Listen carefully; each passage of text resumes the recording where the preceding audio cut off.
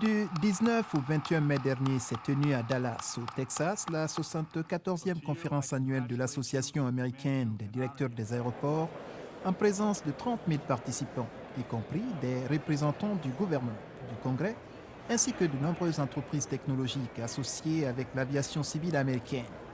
Une aviation civile qui, au lendemain des attaques terroristes du 11 septembre, va connaître une série de transformations visant à renforcer la sécurité dans les aéroports du pays.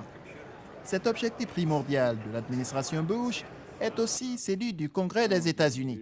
Et s'adressant à la conférence, le sénateur Kebeli Hutchinson du Texas a dit que les autorités américaines ne ménageront aucun effort pour restaurer la confiance à l'aviation civile.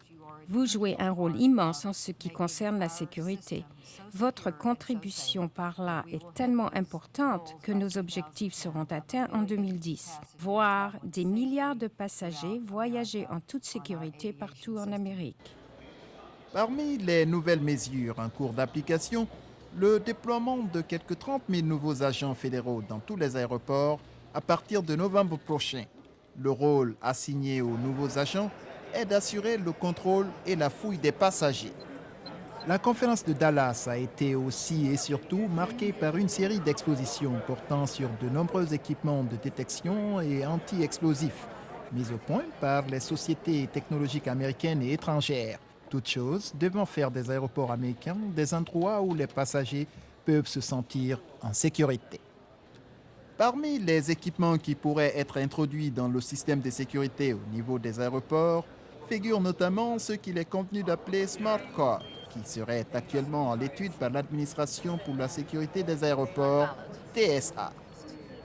Il s'agit d'une carte électronique reliée à une base de données contenant un certain nombre d'informations personnelles, dont le passé judiciaire de son propriétaire. La carte d'identité comprendrait une description biométrique, morphologie du visage, empreinte digitale, ainsi que l'iris de son titulaire pour vérifier sa réelle identité. Mise au point par une compagnie technologique britannique, CEM, SmartCard est utilisée en Grande-Bretagne depuis 1989. Avec les inquiétudes de plus en plus grandissantes en matière de sécurité, elle pourrait, selon la presse américaine, être utilisée à terme dans les aéroports américains et étrangers. Mais le ministre adjoint américain chargé des Transports, John Mago, n'est pas sûr. Personne ne sait encore où cela va nous mener. La carte d'identité des travailleurs du secteur des transports que nous sommes en train d'examiner maintenant en coopération avec d'autres et qui concerne les aéroports et tout ce qui ont à faire, si elle doit exister dans le cadre d'un système national, est-ce que cela concerne chaque employé de compagnie aérienne, chaque personne qui se rend dans un aéroport, chaque membre des services de surveillance, chaque personne qui travaille dans le secteur cargo? Est-ce que ce sera une carte à l'échelle nationale? Si la mesure est appliquée, le système de carte d'identité va certainement aider les autorités américaines à contrôler le mouvement des travailleurs et les passagers. Cela va ainsi améliorer la sécurité et éviter les attaques comme celle du 11 septembre. C'est du moins l'avis de Susan Jones qui supporte l'idée. Je pense que c'est une bonne chose et je crois que ça va être utile pour la sécurité en général. Je n'y trouve pas une menace à ma vie privée. Je suis pour à 100%. Mais à cause des informations qu'elle contient sur son titulaire, SmartCard est loin de faire l'unanimité parmi les Américains.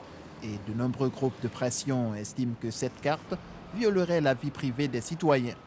Michelle Wasling travaille pour le Conseil national de la Raza, une organisation de droits civiques hispaniques basée à Washington. Je pense que nous devons réellement réfléchir sur ce que cela veut dire. Nous sommes un pays libre où le droit de chacun est respecté et où nous n'avons jamais été soumis à un contrôle strict de nos mouvements. Je pense que cela représente une situation menaçante. Il est peut-être prématuré d'affirmer que cette carte deviendra une carte d'identité nationale aux États-Unis. Néanmoins, et selon la presse américaine, deux compagnies aériennes, Delta Airlines et Northwest, ont déjà engagé des pourparlers avec le secteur privé pour la mise en place d'un tel système. C'était Hatseni Ben Bangoura à Washington.